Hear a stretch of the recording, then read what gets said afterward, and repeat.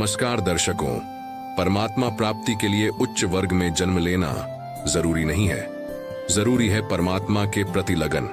ऐसे ही एक महापुरुष के बारे में आज हम आपको बताएंगे, जिनका जन्म निम्न जाति में हुआ, परंतु पूर्ण परमात्मा कबीर साहिब जी से भक्ति प्राप्त कर उन्होंने अपने जीवन का कल्याण करवाया। जी हां दर्शकों, हम बात कर रहे हैं संत रविदास जी की, जो कबीर साहिब जी के समकालीन रहे और शूद्र जाति में उनका जन्म हुआ। संत रविदास जी चर्मकार का कार्य करते थे, लेकिन मरे हुए जानवरों के चमड़े का ही प्रयोग करते थे। वे जीव हिंसा नहीं करते थे। यहाँ पर हम आपको बताना चाहेंगे कि कबीर परमेश्वर की समर्थता को आंखों देखने के बाद स्वामी रामानंद जी कबीर जी से भक्ति के सच्चे मंत्र प्राप्त किए थे। लेकिन परमेश्वर कबीर जी के आदेश अनुसार स्वामी रामानंद जी संसार की दृष्टि में कबीर जी के गुरु बने हुए थे, जिससे आने वाले समय में गुरु शिष्य परंपरा बनी रहे। अब पुनः लौटते हैं संत रविदास की कथा पर। संत रविदास जी भी स्वामी रामानंद जी से नाम उपदेश प्राप्त करके अपने कार्य के साथ साथ भक्ति किया करते थे। लेकिन जब उन्हें कबीर जी की समर्थता का पता चला तो रविदास जी ने कबीर परमेश्वर से उपदेश प्राप्त किया और ज्यादा समय वे कबीर जी के साथ ही रहा करते थे। दर्शकों, कबीर परमेश्वर की बताई भक्ति को करने से रविदास जी में इतनी अधिक भक्ति की शक्ति आ गई कि एक समय एक ब्राह्मण गंगा स्नान के लिए जा रहा था। तभी रास्ते में रविदास जी मिले।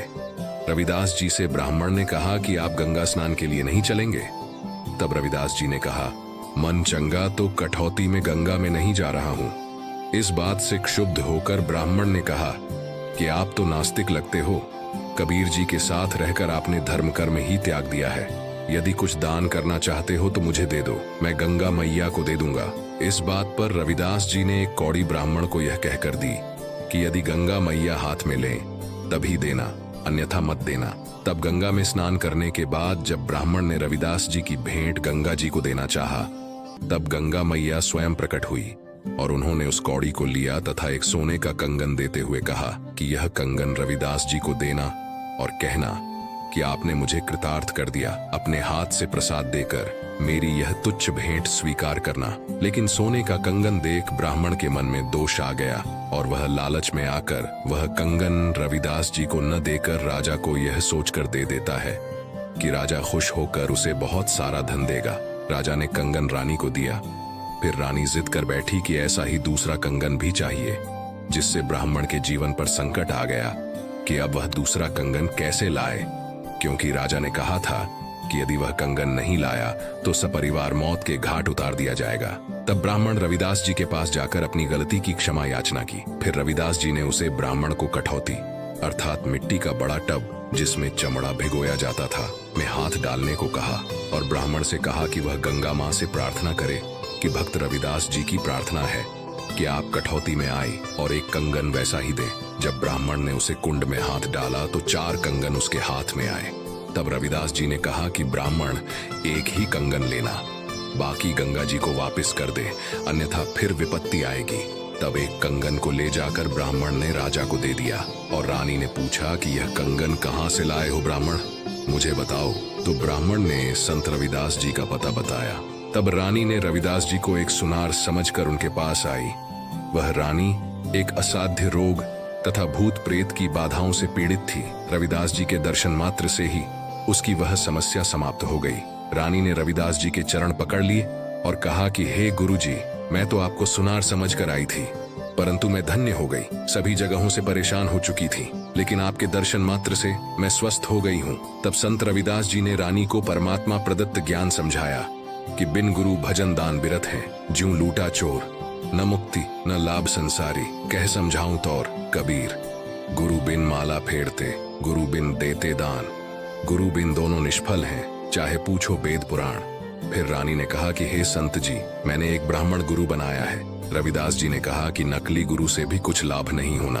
आप जी ने गुरु भी बना रखा था और कष्ट यथावत थे, क्या लाभ है ऐसे गुरु से? रानी ने कहा कि आप सत्य कहते हैं, आप मुझे शिष्य बना लो। तब रविदास जी ने रानी को प्रथम मंत्र दिया, जिसके बाद रानी ने कहा कि गुरुदेव, पूर्णमासी के दिन मैं आपके नाम से भोजन भंडारा करूंगी आप जरूर आना। तब निश्चित तिथि को रविदास जी राजा के घर पहुंचे।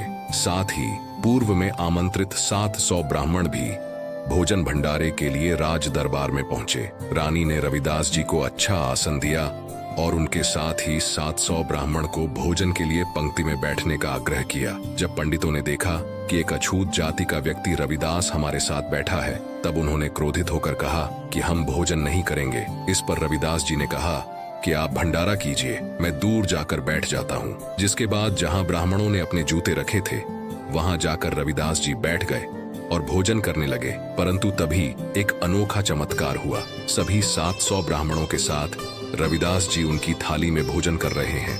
ब्राह्मण एक दूसरे से कह रहे थे कि देखो, अछूत रविदास आपके साथ भोजन कर रहा है। दूसरा कहता, देख, तेरे साथ भी कर रहा है। रविदास जी, जो कि ब्राह्मणों से दूर बैठे थे, ने कहा कि मुझे क्यों बदनाम करते हो ब्राह्मणों, मैं तो यहाँ बैठा हुआ हूँ। फिर रविदास जी ने कबीर जी द्वारा प्रदान किए गए ज्ञान के आधार पर कहा कि ब्राह्मण कर्म से होता है, जाति से नहीं। कबीर साहिब जी ने कहा है, ब्राह्मण सोई जो ब्रह्म को पहचाने, अर्थात ब्राह्मण वह है जिसने ब्रह्म अर्थात भगवान को पहचान लिया। तब रविदास जी ने अपने शरीर के अंदर स्वर्ण का जनेऊ दिखाया तथा कहा, मैं वास्तव में ब्राह्मण हूँ, मैं जन्म से ब्राह्मण हूँ। कुछ देर सत्संग सुनाया। उसके बाद सभी 700 ब्राह्मणों ने अपने नकली जनेऊ को, जो कच्चे धागे की डोर होती है, जिसे गले में तथा कांख के नीचे से दूसरे कंधे पर बांधा जाता है, तोड़कर फेंक दिया और संत रविदास जी के शिष्य बनकर सत्य साधना पाकर अपना कल्याण करवाया। इस विषय में संत गरीबदास जी ने कहा है, गरीब रैदास रंगीला रंग है, दिए जनेऊ तोड़, जगजो नार चैले धरे, एक रैदास एक गौड़, तुम पंडित किस भांति के, बोलत है रैदास। गरीबदास हरि हेत सई, कीन्हा यज्ञ उपास, यज्ञ दई रैदास को, षट दर्शन बैठाए। गरीबदास बिंजन बहुत नाना भांति कराए, चमरा पंडित जी ही, एक पत्तल कै माही, गरीबदास दिखाए नहीं, कूदी कूदी पछताही, रैदास भय है सात सय, मूढ़ पंडित गल खुद्दी।